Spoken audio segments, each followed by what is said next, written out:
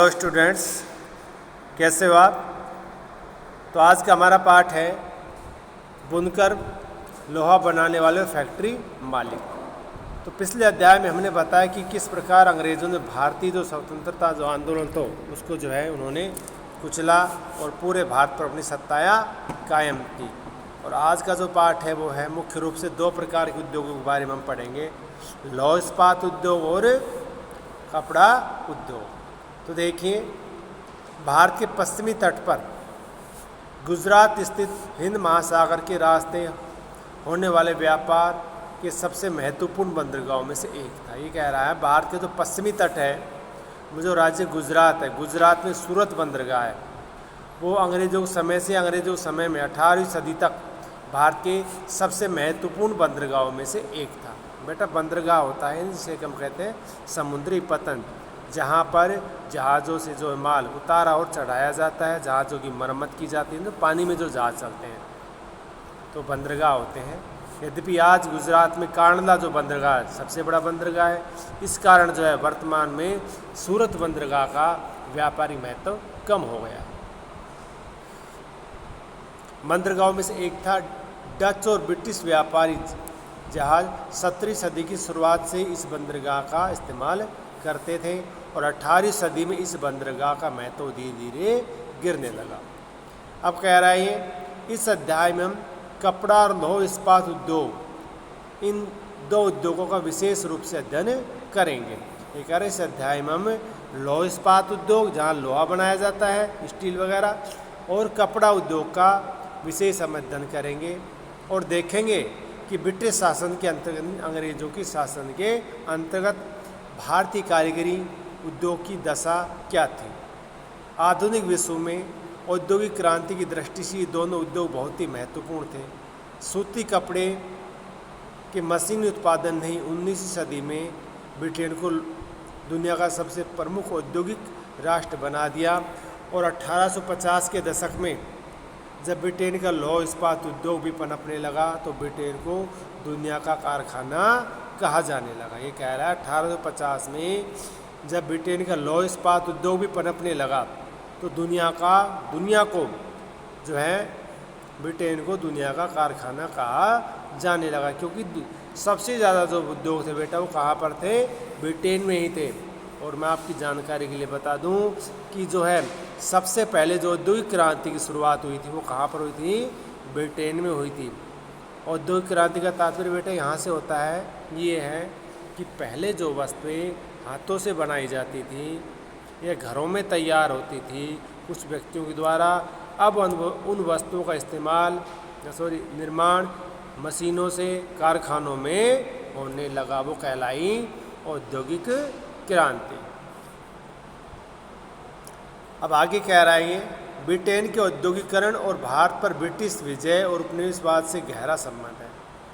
आप इस अध्याय में देख चुके हैं कि ईस्ट इंडिया कंपनी के व्यापारिक हितों की रक्षा करने के लिए किस प्रकार उन्होंने भारतीय भूभागों पर कब्जा किया और किस तरह व्यापार का ढांचा बदला। 18वीं सदी के आखिर में ईस्ट इंडिया कंपनी भारत से चीज़ें खरीदना चाहती थी और उन्हें इंग्लैंड यूरोप में बाहर ले जाकर बेचती थी। ये कह रहा है 18वीं सदी में जो ईस्ट इंडिया जो कंपनी थी भारत से कच्चे दामों में चीज़ें खरीदती और तैयार कर यूरोप और इंग्लैंड में बेचती थी। इस क्रय विक्रय में उसे भारी मुनाफा होता था। जैसे जैसे ब्रिटेन का औद्योगिक उत्पादन बढ़ने लगा, वहाँ के उद्योगपति भारत को अपने औद्योगिक उत्पादन को विशाल बाजार के रूप में देखने लगे। इस तरह ब्रिटेन से तैयार माल भारतीय बाज़ारों में आने लगा।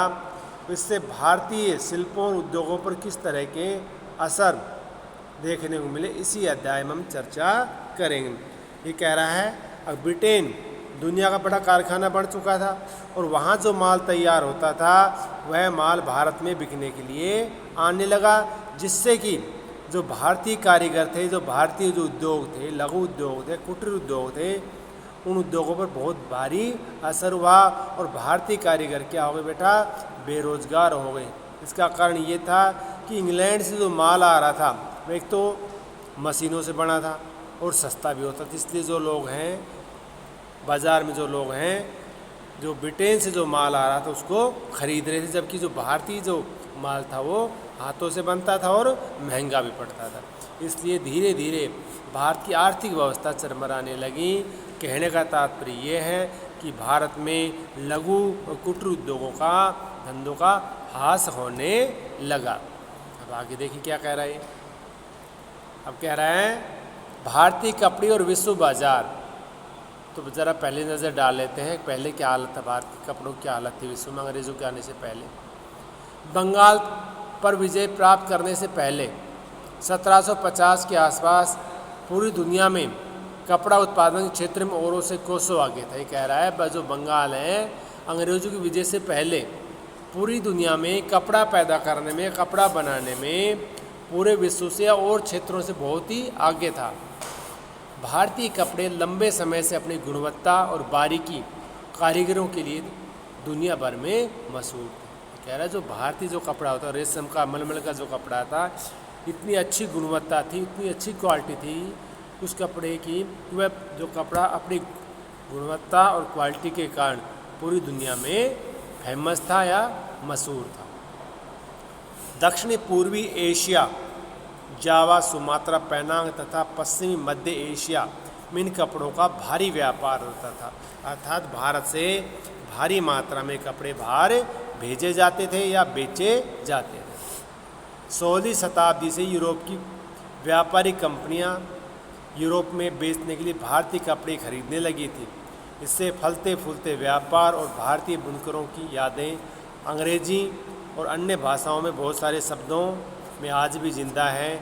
ऐसे शब्दों को, जड़ों को ढूंढना और उनका अर्थ जानना बड़ा ही मज़ेदार है। ये कह रहे जब शुरुआत में जब अंग्रेज़ भारत में आए तो यहाँ से अंग्रेज़ भारतीय कपड़ा या भारतीय चीज़ें खरीदते और इंग्लैंड में उसे महंगे दामों में बेचकर मुनाफा कमाते तक। यानी 18वीं सदी तक जो है भारतीय जो कपड़ा जो उद्योग था बहुत ही अच्छी अवस्था में था। आज के लिए बेटा इतना ही, बाकी हम कल पढ़ाएंगे। धन्यवाद।